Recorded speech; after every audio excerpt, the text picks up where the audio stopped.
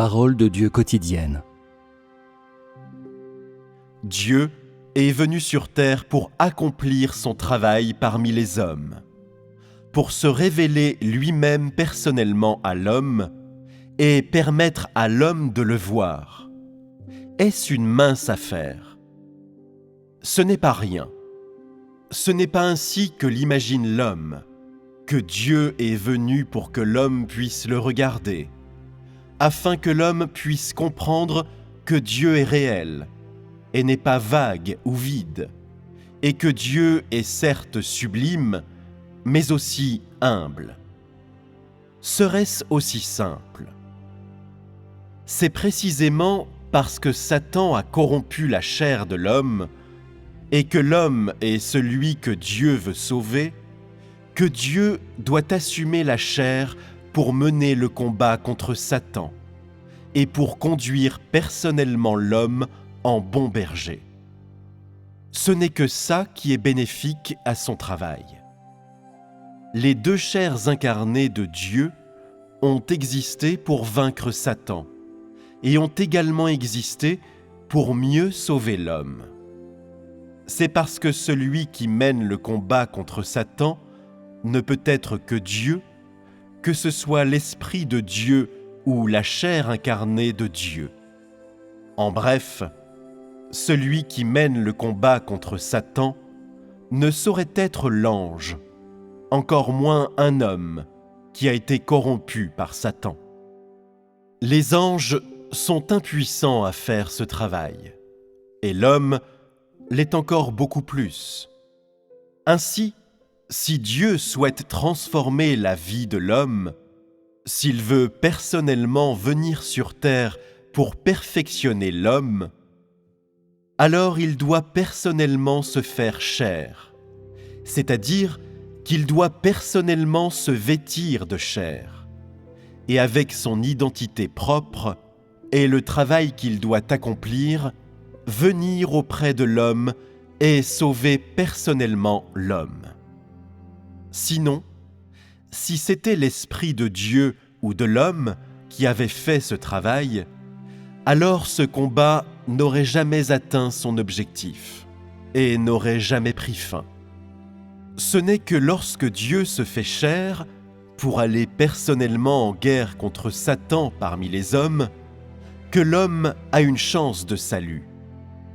En outre, c'est alors que Satan est humilié et n'a aucune possibilité à exploiter ou aucun plan à exécuter.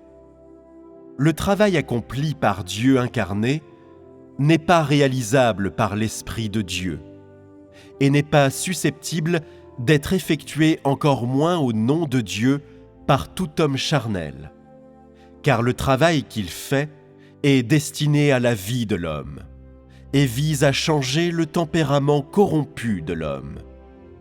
Si l'homme devait prendre part à ce combat, il ne ferait que fuir dans une déroute lamentable et serait tout simplement incapable de changer le tempérament de l'homme corrompu. Il serait incapable de sauver l'homme de la croix ou de conquérir toute l'humanité rebelle, mais serait seulement capable d'accomplir un peu de l'ancien travail selon le principe, ou alors du travail qui est sans rapport avec la défaite de Satan. Alors pourquoi se gêner? Quelle est la signification du travail qui ne peut pas gagner l'humanité, encore moins vaincre Satan?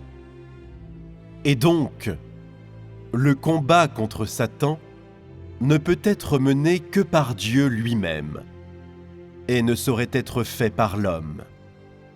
Le devoir de l'homme est d'obéir et de suivre, car l'homme est incapable de faire le travail consistant à inaugurer une nouvelle ère et, en plus, mener le combat contre Satan. L'homme ne peut satisfaire le Créateur que sous la direction de Dieu lui-même, à travers laquelle Satan est vaincu. C'est la seule chose que l'homme peut faire. Ainsi, chaque fois qu'une nouvelle bataille commence, c'est-à-dire chaque fois que le travail de la nouvelle ère commence, Ce travail est personnellement réalisé par Dieu lui-même, à travers lequel il dirige la totalité de l'ère et ouvre une nouvelle voie pour l'humanité tout entière. L'aube de chaque nouvelle ère est un nouveau départ dans le combat contre Satan, à travers lequel l'homme accède à un royaume plus nouveau, plus beau, et une nouvelle ère qui est personnellement dirigée par Dieu lui-même. L'homme est le maître de toutes choses, mais ceux qui ont été rachetés deviendront les fruits de tous les combats contre Satan. Satan est le corrupteur de toutes choses. Il est le perdant à la fin de tous les combats, et il est également celui qui sera puni au terme de ces combats. Entre Dieu, l'homme et Satan, Satan est le seul qui sera détesté et rejeté. Ceux qui ont été acquis par Satan, mais ne sont pas rachetés par Dieu entre-temps, deviennent ceux qui seront punis au nom de Satan. De ces trois, seul Dieu devrait être adoré par toutes choses. Ceux qui ont été corrompus par Satan, mais sont rachetés par Dieu et qui suivent le chemin de Dieu entre-temps, deviennent ceux qui recevront la promesse de Dieu et jugeront les méchants pour Dieu.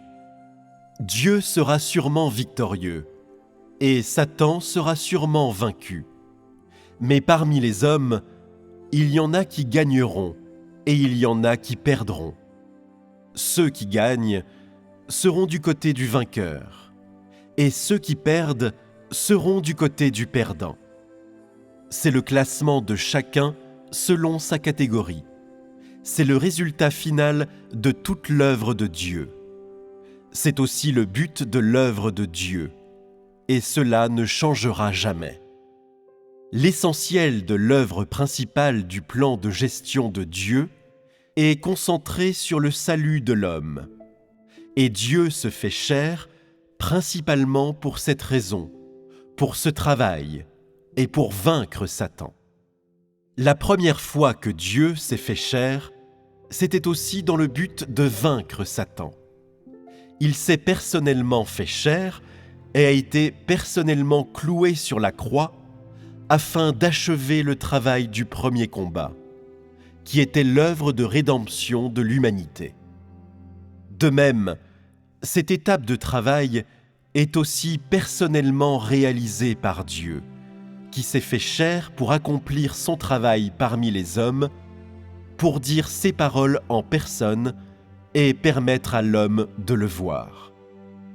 Bien sûr, il est inévitable qu'il fasse aussi un autre travail au cours du processus. Mais la raison principale pour laquelle il accomplit personnellement son travail, c'est de vaincre Satan, de conquérir toute l'humanité et de racheter ces personnes. Et ainsi, le travail de l'incarnation de Dieu n'est pas rien. Si son objectif était seulement de montrer à l'homme que Dieu est humble et caché, et que Dieu est réel, si c'était seulement pour faire ce travail, alors il n'aurait pas été nécessaire de se faire chair. Même si Dieu ne s'était pas fait chair, il pourrait révéler son humilité et sa vie cachée, sa grandeur et sa sainteté directement à l'homme. Mais ces attributs n'ont rien à voir avec le travail de gestion de l'humanité. Ils ne peuvent pas sauver l'homme ou faire de lui un être complet. Ils ne peuvent encore moins vaincre Satan.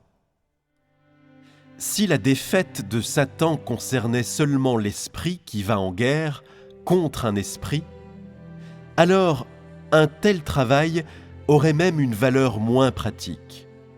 Il serait incapable de racheter l'homme et ruinerait le destin et les perspectives de l'homme. Ainsi, aujourd'hui, le travail de Dieu a un sens profond.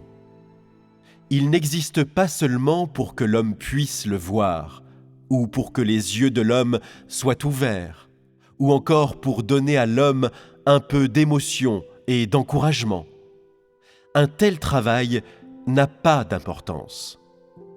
Si tu ne peux évoquer que ce type de connaissance, alors c'est la preuve que tu ne connais pas le vrai sens de l'incarnation de Dieu.